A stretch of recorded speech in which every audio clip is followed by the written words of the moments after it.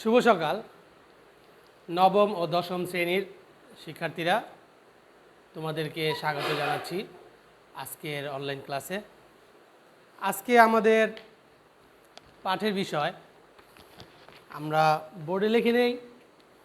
আজকের পাঠ, আগে বিষয়টা দেখো।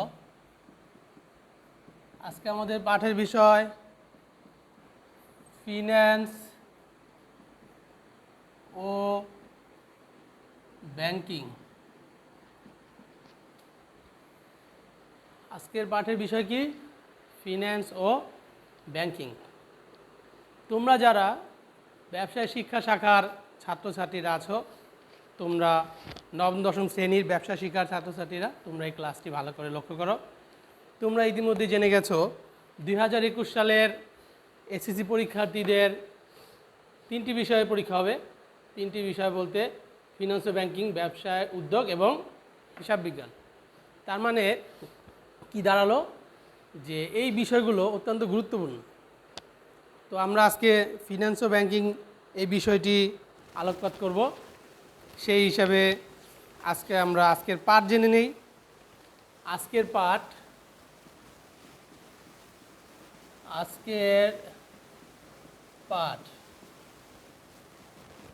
পাঠ চিন্তা করো কি হতে পারে? অর্থায়ন ও ব্যবসায় অর্থায়ন।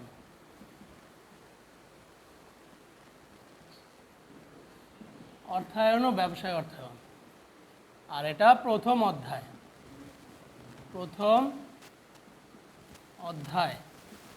প্রথম অধ্যায়টি আমি কেন আলোচনা করছি, কারণ তোমরা জেনে থাকবে 2021 সালে এসএসসি পরীক্ষার যে অ্যাসাইনমেন্ট দেওয়া হয়েছে সেখানে প্রথম অধ্যায় থেকে প্রশ্ন দেওয়া হয়েছে।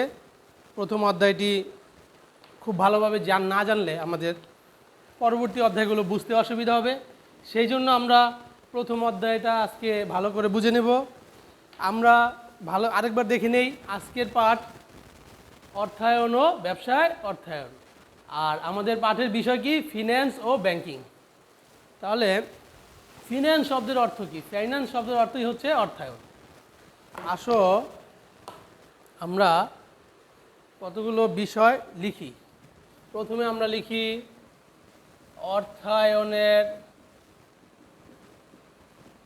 অর্থায়নের ধারণা। অর্থায়নের ধারণা আমরা ব্যাখ্যা করব। প্রথম পাঠে আমরা অর্থায়নের ধারণা ব্যাখ্যা করব। তারপরে আমরা অর্থায়নের গুরুত্ব সম্পর্কে আলোচনা করব।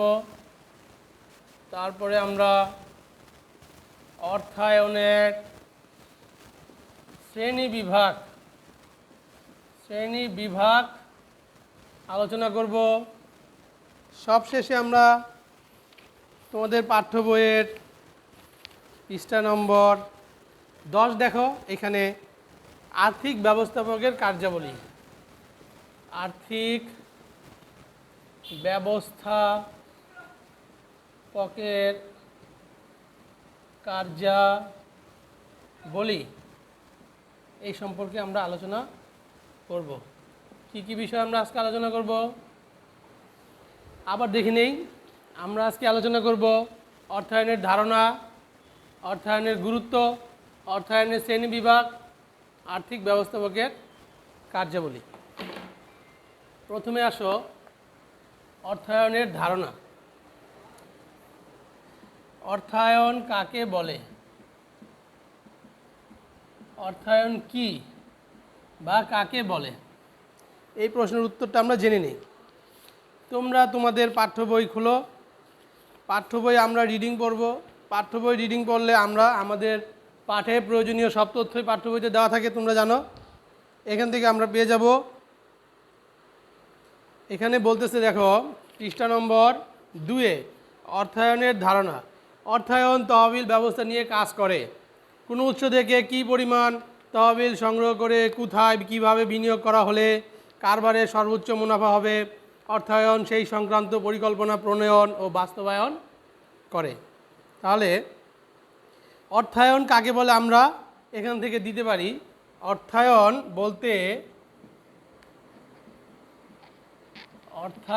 বলতে ব্যবসায়ের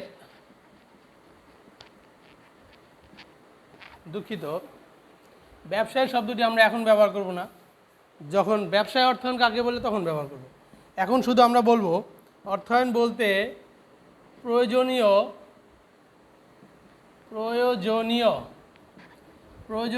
তহবিল মানে মূলধন, প্রয়োজনীয় তহবিল সংগ্রহ ও ব্যবহার সংক্রান্ত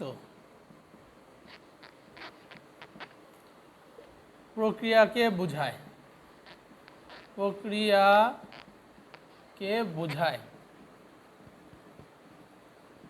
আমরা আরেকবার দেখে নেই অর্থায়ন কি, সেই প্রশ্নের উত্তর আমরা দেখব।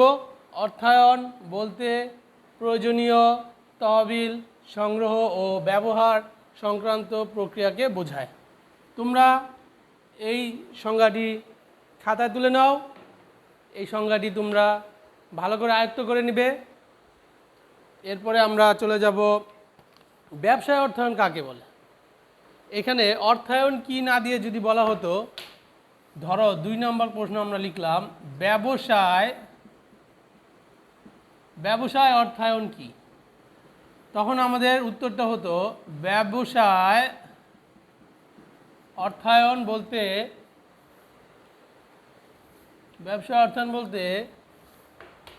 কোনো ব্যবসা প্রতিষ্ঠানের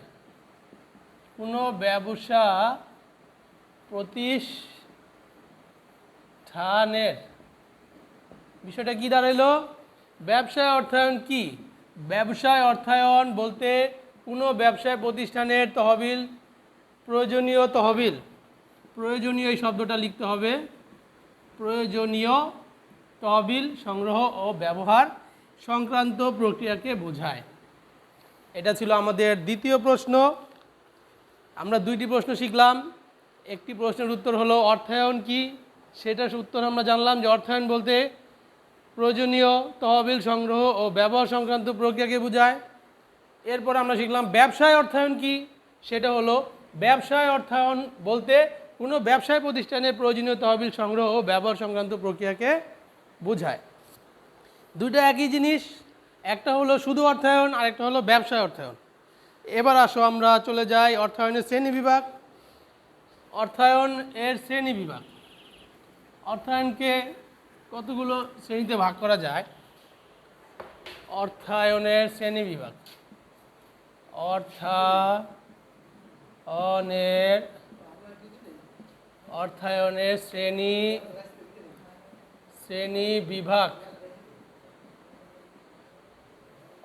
শ্রেণীবিভাগ।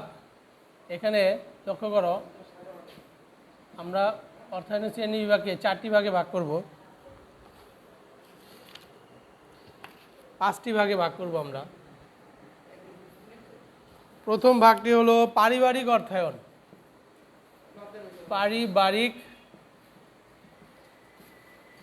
অর্থায়ন। তোমরা জানো আমাদের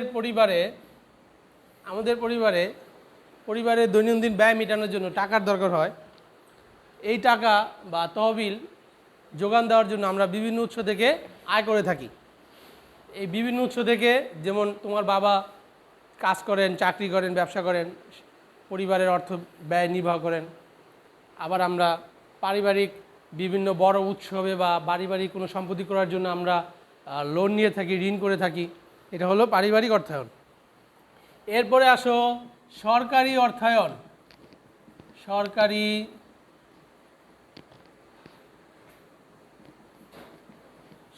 অর্থায়ন কি তোমরা বলতে পারো? সরকারি অর্থায়ন হলো সরকার দেশের জনগণের জন্য বিভিন্ন অবকাঠামো নির্মাণ করে, রাস্তাঘাট, কালভার্ট, ব্রিজ এগুলো নির্মাণ করে। এছাড়া সরকারের প্রশাসন চালাতে ব্যয় নির্বাহ করতে হয়। এই ব্যয় নির্বাহের জন্য সরকার বিভিন্ন উৎস থেকে, যেমন জনগণের কাছ থেকে কর আদায় করে, এছাড়া বৈদেশিক সাহায্য এবং ঋণ গ্রহণ করে। এভাবে সরকার তাদের প্রয়োজনীয় অর্থ সংগ্রহ করে। সরকারি অর্থায়নের পরে আসো 3 নম্বরে কি, আন্তর্জাতিক অর্থায়ন। আন্তর্জাতিক অর্থায়নটা কি? আন্তর্জাতিক অর্থায়ন হলো আমরা বিদেশ থেকে পণ্য আমদানি করি এবং বিদেশে পণ্য রপ্তানি করি। আমদানি রপ্তানি বাণিজ্যের ক্ষেত্রে আমাদেরকে অর্থ লেনদেন করতে হয়। এই অর্থ লেনদেন করার প্রক্রিয়াটাই হলো আন্তর্জাতিক অর্থায়ন। এরপরে আমরা 4 নম্বরে আমাদের যেটা লিখতে হবে সেটা হলো অব্যবসায়ী প্রতিষ্ঠানের অর্থায়ন। অব্যবসায়ী প্রতিষ্ঠানের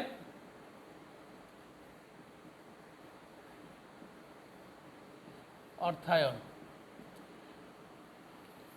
অব্যবসায়ী প্রতিষ্ঠান বলতে আমরা কি বুঝি? যেসব প্রতিষ্ঠান অমুনাফাভোগী অর্থাৎ মুনাফা ভোগ করে না, সামাজিক দায়বদ্ধতা থেকে যেসব প্রতিষ্ঠান পরিচালিত হয় সেগুলোকে আমরা বলতে পারি অব্যবসায়ী প্রতিষ্ঠান।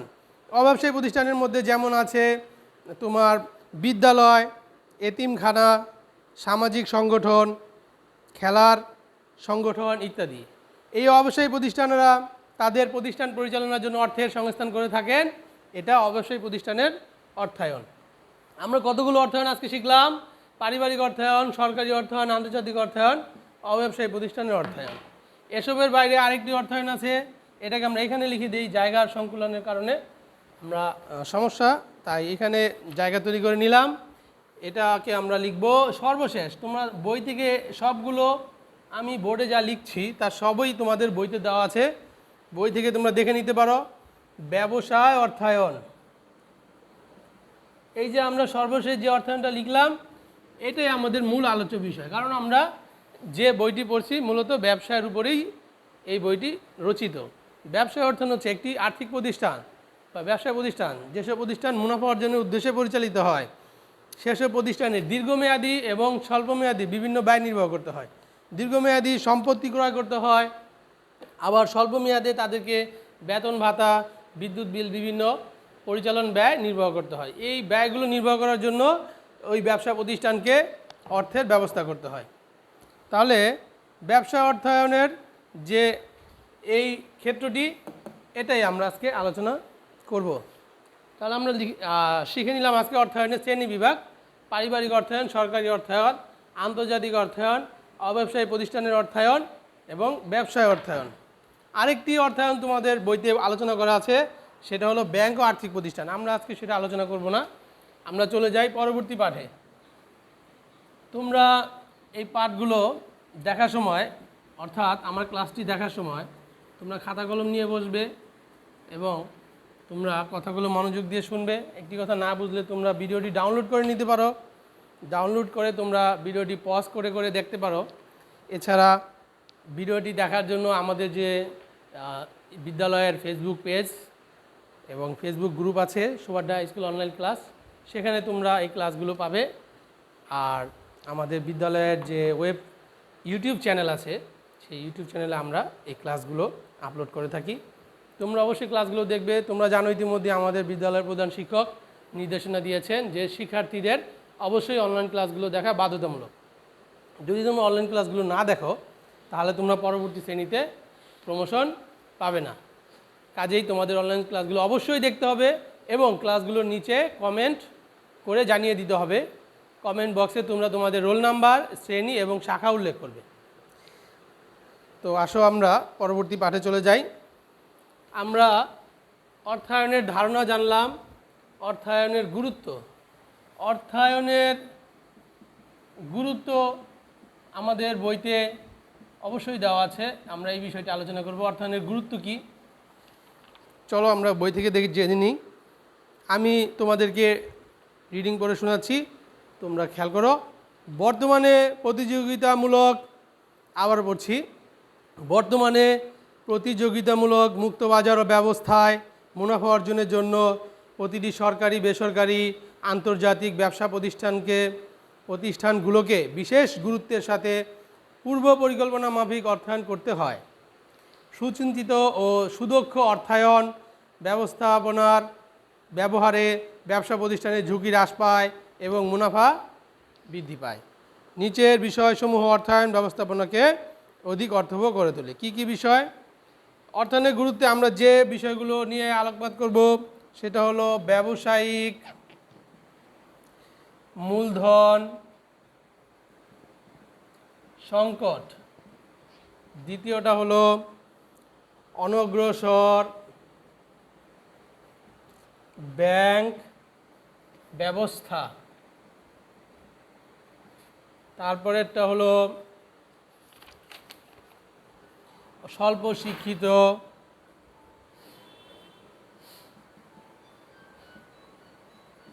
স্বল্প শিক্ষিত উদ্যোক্তা, এরপরে 4 নম্বরটা হলো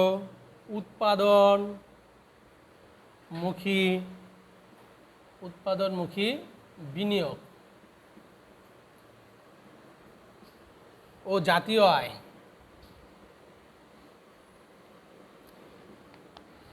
ব্যবসায় অর্থায়নের গুরুত্বের এই হিন্টসগুলো আমরা জেনে রাখব। ব্যবসায়িক মূলধন সংকট, অনগ্রসর ব্যাংক ব্যবস্থা, স্বল্প শিক্ষিত উদ্যোক্তা, উৎপাদনমুখী বিনিয়োগ ও জাতীয় আয়। এই বিষয়গুলোর উপর আলোকপাত করলে আমরা ব্যবসায় অর্থায়নের গুরুত্ব সম্পর্কে জানতে পারবো। তোমরা তোমাদের পাঠ্য বই পৃষ্ঠা নম্বর 7 ও 8 দেখবে, সেখানে অর্থায়নের গুরুত্ব সম্পর্কে বিস্তারিত লেখা আছে। এসো আমরা চলে যাই অর্থায়নের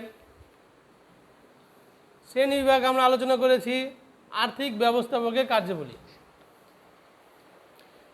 আমরা আমাদের ক্লাসের অনেকখানি শেষ করে ফেলেছি, আমরা শেষ পর্যায়ে আছি। আমরা সর্বশেষ যে পাঠটি আলোচনা করব সেটা হলো পৃষ্ঠা নম্বর 10, আর্থিক ব্যবস্থাপকের কার্যাবলী।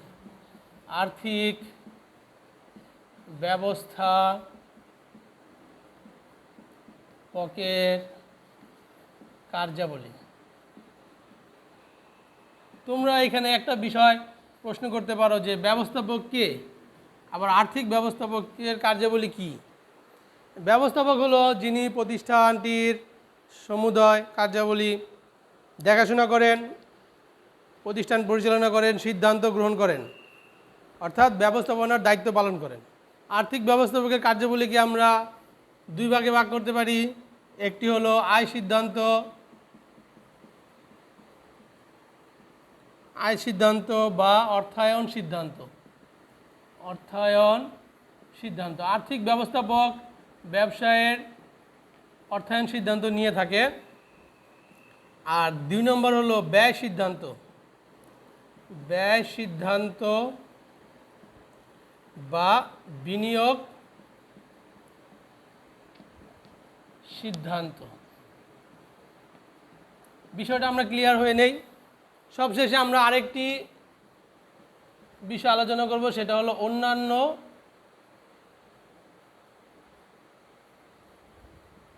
অন্যান্য সিদ্ধান্ত। এই 2টি সিদ্ধান্তের বাইরে আর্থিক ব্যবস্থাপকের আরও যে সিদ্ধান্তগুলো নিতে হয় সেগুলোকে আমরা অন্যান্য সিদ্ধান্ত লিখলাম। প্রথমে আসো আয় সিদ্ধান্ত বা অর্থায়ন সিদ্ধান্ত। আয় সিদ্ধান্ত বলতে মূলত তহবিল সংগ্রহের প্রক্রিয়াকে বোঝায়। ব্যবসায় যে তহবিল প্রয়োজন হয় সেই তহবিল সংগ্রহের প্রক্রিয়াটাই হলো আয় সিদ্ধান্ত। অর্থাৎ সিদ্ধান্তের আওতায় তহবিল সংগ্রহের বিভিন্ন উৎস নির্বাচন এবং এসব উৎসের সুবিধা অসুবিধা বিশ্লেষণ করে অর্থায়ন সংক্রান্ত পরিকল্পনা গ্রহণ করা হয়। সাধারণত চলতি ব্যয় নির্বাহের জন্য স্বল্পমেয়াদী উৎস থেকে আর স্থায়ী ব্যয় নির্বাহের জন্য দীর্ঘমেয়াদী উৎস থেকে অর্থ সংগ্রহ করে। বিষয়টা গুরুত্বপূর্ণ। যে কি বলছে কথাটা, যে চলতি ব্যয় নির্বাহ করার জন্য, চলতি ব্যয় মানে যেটা নিয়মিত ঘটে, সে ব্যয় নির্বাহ করার জন্য আমরা কি করব? স্বল্পমেয়াদী উৎস, চলতি ব্যয় নির্বাহ করার জন্য আমরা স্বল্পমেয়াদী উৎস থেকে অর্থায়ন সংগ্রহ করব। স্বল্পমেয়াদী উৎস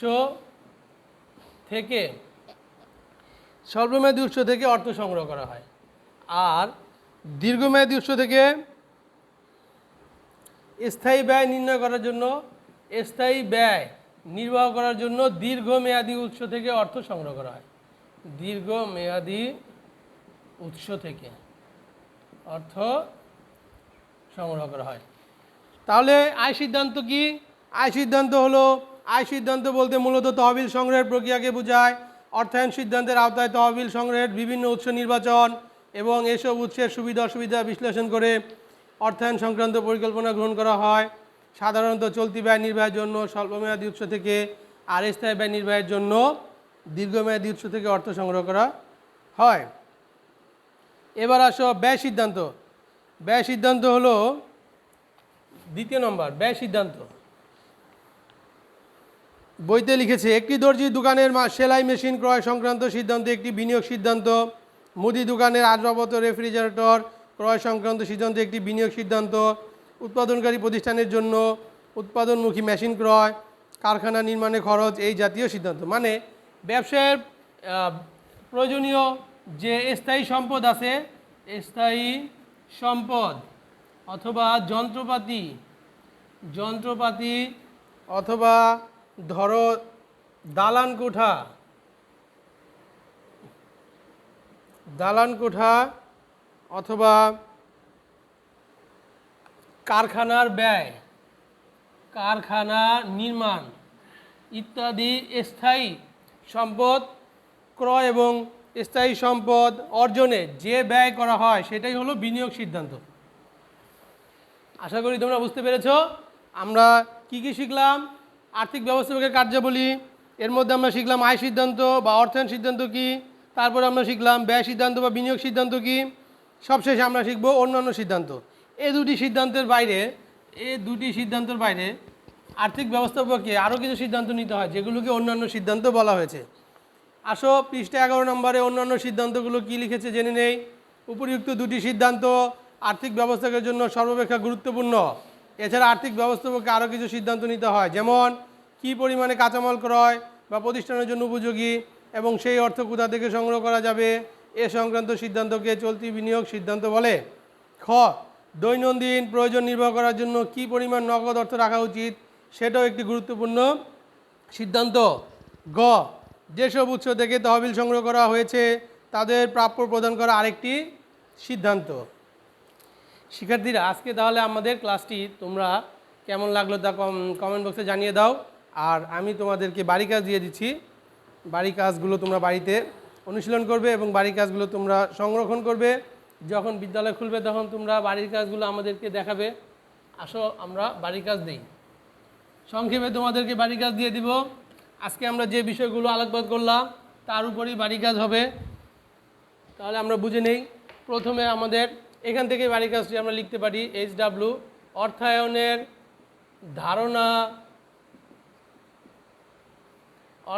ধারণা ব্যাখ্যা করো। তারপরে অর্থায়নের সংজ্ঞা লিখো।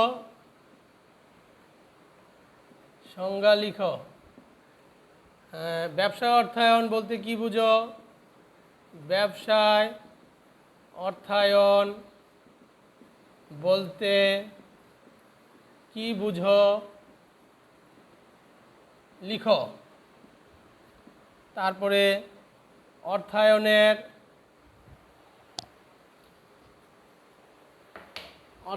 শ্রেণীবিভাগ আলোচনা করো।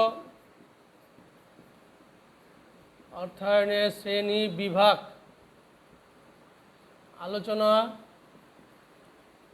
করো। 5, আর্থিক ব্যবস্থাপকের কার্যাবলী আলোচনা করো। পাঠগুলো আবার দেখে নাও। বাড়ির কাজ HW, অর্থায়নের ধারণা ব্যাখ্যা করো, অর্থায়নের সংজ্ঞা লিখো, ব্যবসায় অর্থায়ন বলতে কি বুঝো লিখো, অর্থায়নের শ্রেণীবিভাগ আলোচনা করো, আর্থিক ব্যবস্থাপকের কার্যাবলী আলোচনা করো। এই প্রশ্নের উত্তরগুলো বাড়িতে তোমরা লিখবে। আগামী ক্লাসে আমরা আমাদের বইয়ের ব্যাংকিং শাখা থেকে আলোচনা করব। সেই পর্যন্ত তোমরা ভালো থাকো। সবাইকে ধন্যবাদ। খুদা হাফেজ।